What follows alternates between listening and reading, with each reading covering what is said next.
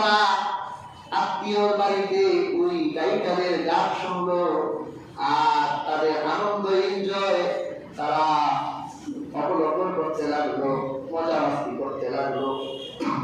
তখন ওই আত্মীয় তিনি মেজবান, তিনি চিন্তা করলেন এরা সবাই এসেছে বৃষ্টি প্রার্থনার জন্য, যদি আজ এরা এইভাবে আনন্দে আর এইভাবে এনজয় করতে করতে সময় অতিবাহিত করে তাহলে ওদের বৃষ্টি তো হবেই না, আল্লাহ তো নারাজ হয়ে যাবে।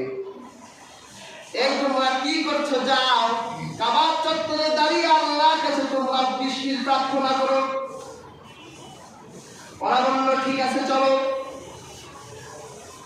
ওই প্রতিনিধি দল আল্লাহর খানায়ে কাবার সামনে দাঁড়িয়ে তাদের মধ্যে যিনি প্রধান ছিল দুই হাত তুলে আবার মালিক আল্লাহকে ডেকে বলল, আল্লাহ 3 বছর হয়ে গেল আমাদের আজ জাতির উপর বৃষ্টি হয় না, তুমি আমাদের জন্য রাজি হয়ে যাও আর তুমি কাবার মালিক আমাদের জন্য একটু বৃষ্টির ব্যবস্থা করে দাও।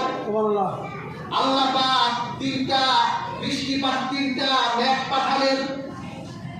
ওই মেঘের ভিতর থেকে আওয়াজ এলো, একটা মেঘ ছিল কালো মেঘ, আরেকটা মেঘ ছিল সাদা মেঘ, আরেকটা মেঘ ছিল লাল।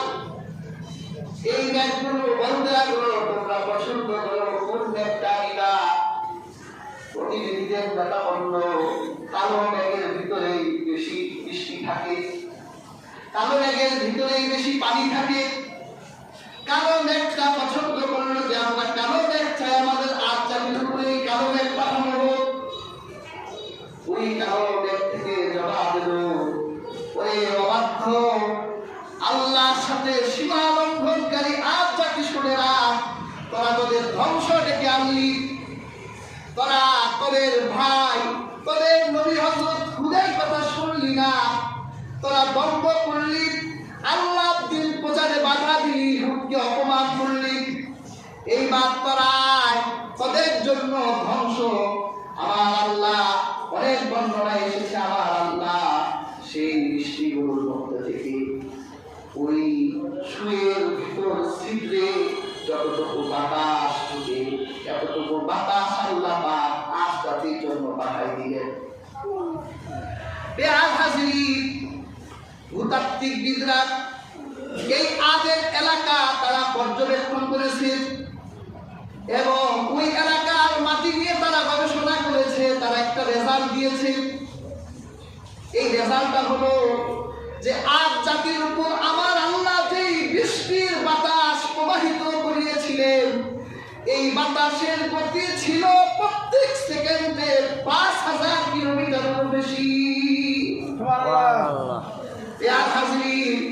আমাদের যারা আবহাওয়া অধিদপ্তরে আছে তারা আমাদের সিগন্যাল দেয় ঘন্টায় 120 থেকে 180।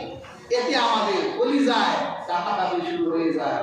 180 বলে তাও তো 180 হয় না, 120 আসে, 60 আসে, হঠাৎ একটা 180 আসে, আবার কমে যায়। এইভাবে আমাদের ঝড় তুফানগুলো হয়।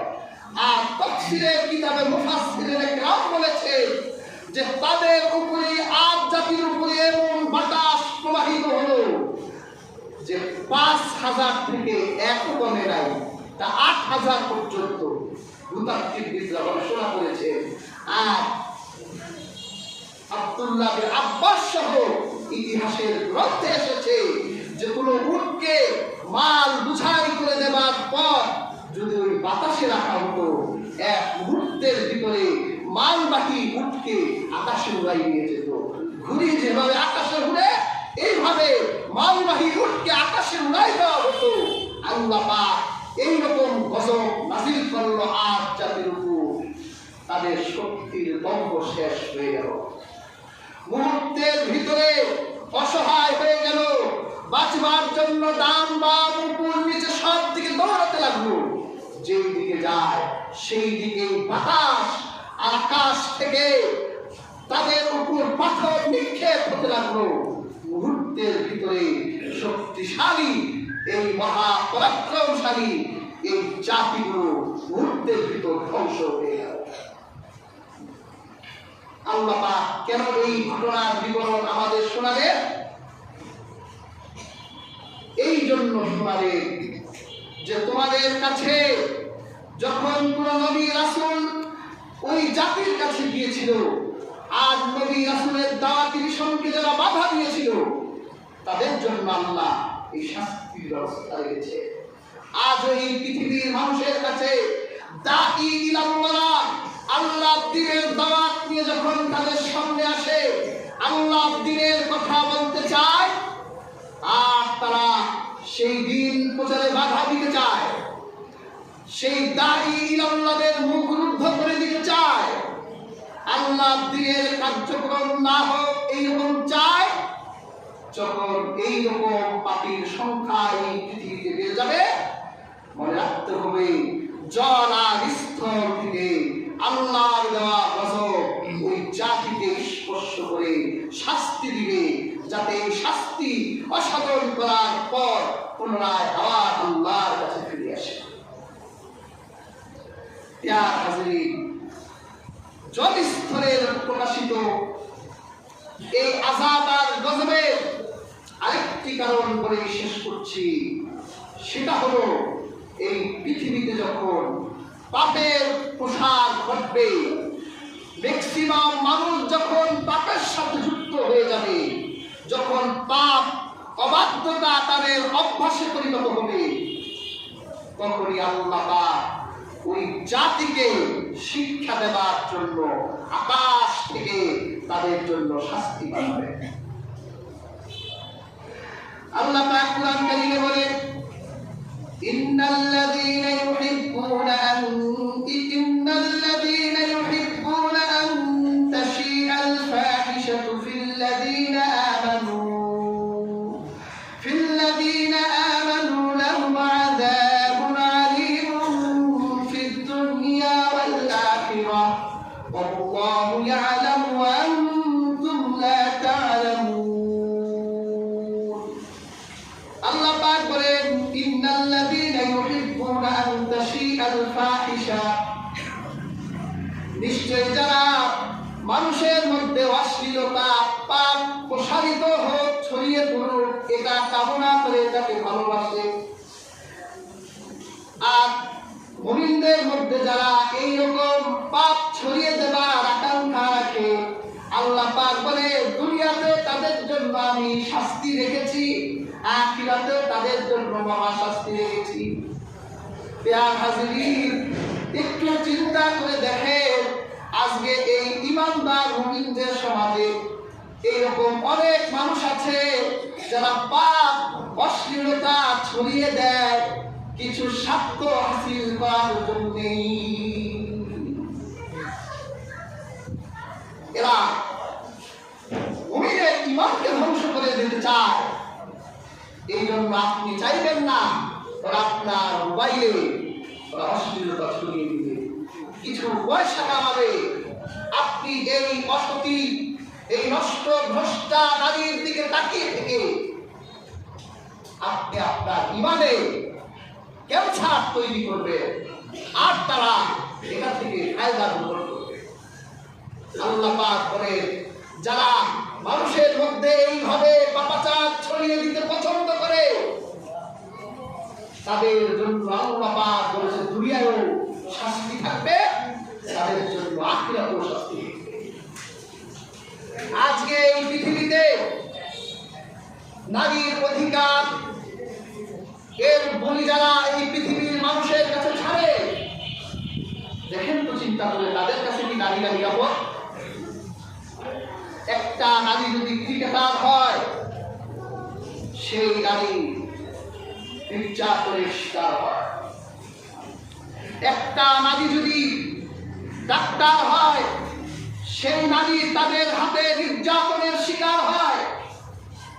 একটা নারী যদি বিমানবালা হয়, তাদের কাছে নির্যাতনের শিকার হয়।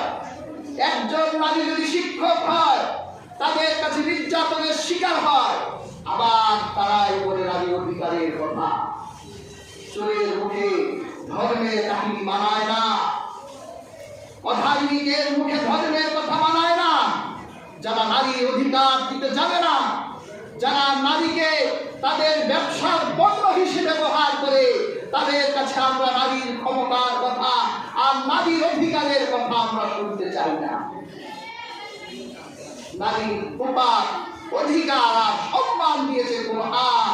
এই জন্য একজন নারীকে মায়ের সম্মান দিয়ে ইসলাম বলেছে তোমার সেই মায়ের পায়ের নিচে তোমার বেহেশত। একজন নারীকে ইসলাম বোনের মর্যাদা দিয়েছে, বলেছে যে ব্যক্তি তার বোনের ভরণ পোষণের দায়িত্ব গ্রহণ করে আল্লাহ তার জন্য জান্নাত রেখে দিয়েছে। একজন নারীকে ইসলাম মেয়ের মর্যাদা দিয়েছে, বাবাকে বলেছে তুমি যদি তোমার মেয়েকে ইনসাফের সাথে লালন পালন করে সৎ পাত্রস্থ করো, তাহলে ওই মেয়ের বাবা আর আমি মুহাম্মদ রাসূলুল্লাহ আল্লাহ জান্নাতে এইভাবে একসাথে থাকবো। আল্লাহ রাসূল একজন নারীর মর্যাদা দিয়েছেন স্ত্রী হিসেবে। যদি স্বামী মারা যায় আর স্ত্রী মন থেকে বলে আমার স্বামী ভালো ছিল, তার এই সাক্ষী তার স্বামীর জন্য আল্লাহ জান্নাতে যাওয়ার কারণ হবে। কাজেই হাজরিন, একজন নারী যদি তার সেফটি, তার পূর্ণ অধিকার পেতে চায়, ওই নারীবাদীদের কাছে নয়, আল্লাহর কোরআনের নিচে চলে আসতে হবে। কারণ তাদের কাছে গেলে এই নারীকে তারা মডেল হিসেবে ব্যবহার করে লক্ষ কোটি টাকা উপার্জন করে এই নারীকে তারা পৃথিবীবাসীর কাছে অশ্লীলতা পণ্য বানিয়ে ফেলে। এই জন্য আল্লাহর কাছে জবাবদিহিতা করতে হবে। কাজেই হাজরিন, আজকের আলোচিত আয়াত থেকে আমাদের শিক্ষা হলো আমরা আর পাপ দিয়ে অন্যায় ক্রয় করতে চাই না। একজন পাপী, একজন জালিম আল্লাহর কাছে নির্দিষ্ট। আল্লাহর হাবিব সাল্লাল্লাহু আলাইহি ওয়াসাল্লাম যারা পাপ করে পাপাচারে লিপ্ত জালিম, তারা এই হাদিসটি থেকে শিক্ষা দিতে পারেন। আল্লাহর হাবিব বলেছে যদি কোনো পাপাচারী ইন্তেকাল করে মারা যায়, শুধু মানুষই শান্তি পায় না, এই পাপাচার আর জালিমের মৃত্যুতে আকাশের পাখিরাও শান্তি পায়। এই পাপাচার, এই জালিমের মৃত্যুতে জঙ্গলের জানোয়ারগুলিও শান্তি পায়। কারণ এই জালিম আর পাপাচারের কারণে আকাশের মেঘ বন্ধ হয়ে গিয়েছিল, অতিবৃষ্টি অনাবৃষ্টি হয়েছিল। এই জালিমের কারণে এই আকাশের নিচে মানুষের উপর বিপদ আপদ মুসিবত এসেছিল। এই জন্য একটা জালিম মারা গেলে শুধু মানুষই খুশি হয় না, আকাশের পাখিরাও খুশি হয়, জঙ্গলের জানোয়াররাও খুশি হয়, এমনকি গাছপালা পর্যন্ত খুশি হয়ে যায়। কাজেই হাজরিন, এইরকম জালিমের জিল্লতির জীবন থেকে আমাদের অগ্রগতি হওয়া উচিত। পাপাচার থেকে আমাদের তওবা করা উচিত। আল্লাহ সুবহানাহু ওয়া তাআলা তৌফিক দান করুন।